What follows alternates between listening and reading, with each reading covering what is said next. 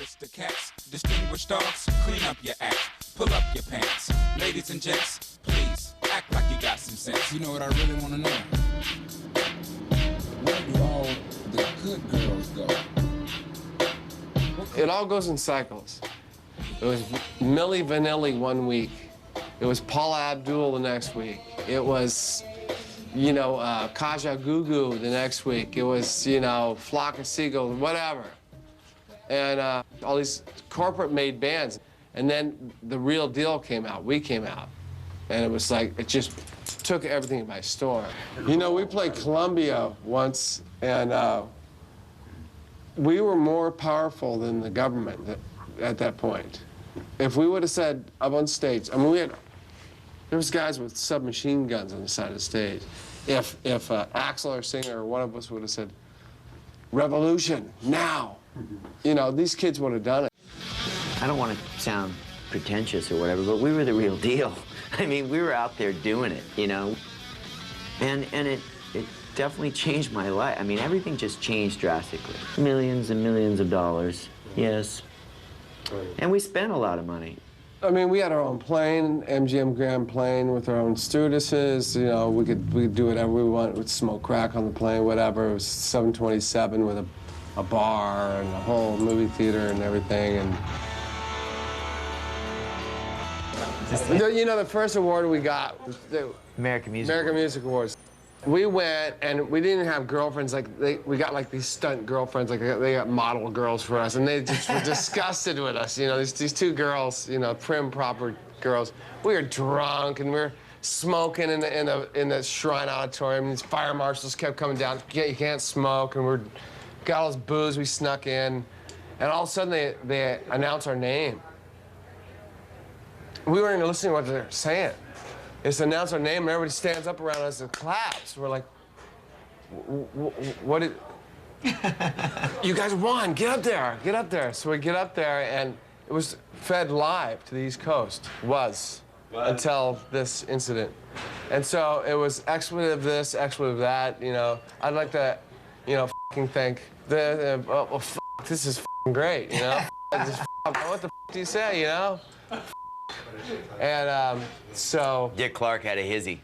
Yeah, he really didn't come down on us at all, Dick Clark. But whatever it was, ABC got like 1 million calls from the East Coast, you know. Yeah. So now there's since then there's a 7-second delay. True story. This business, man, you just don't know. I mean, it's just so crazy. I mean, with GNR, I mean, we were out on the road, and then it was just over.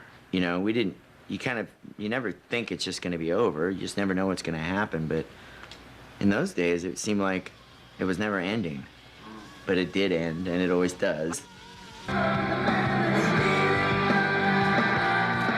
We all think this could be huge, and knock on wood, it will be. Duff McKagan, bass player, Guns N' Roses. Matt Sorum, drummer. He joined Guns N' Roses from '91 to '97. I think Velvet Revolver could be lightning in a bottle. That's the cover guitar player amazing. No. They're coming back into this in a completely different economy. They're also coming back into it older and probably a lot smarter. They're looking at the budgets, they're looking at things and going, maybe we needed a catering budget of X in 1991. Now we're all doing Atkins. We don't need that. You know, we're all watching our waistlines. We only need X. Well, they've made records for millions and millions of dollars in the past. This record was made for much, much less. They're brilliant musicians. They do a lot of pre-production. They rehearse. They know what they want. We know how much it costs to make a record, and it's not $2 or $3 million. Right. And it's good for the whole band to know we're aware of the value of $1 and how far you can make that go. Today they hit us up with this thing, hey, you guys got to make a clean version of the album because there's, you know, 15 expletives in the first song, you know?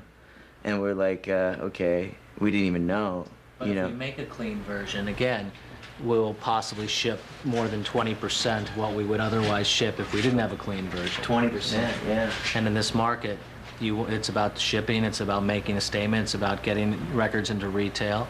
So there'll be one record that just goes, please.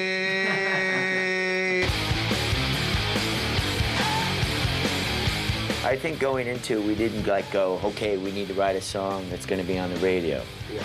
But we did have an idea that we needed to put a stamp that says contemporary.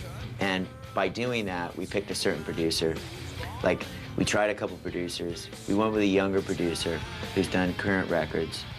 And we knew that we needed to kind of put the sizzle of whatever that is, the sprinkling of the fairy dust of, like, this is new.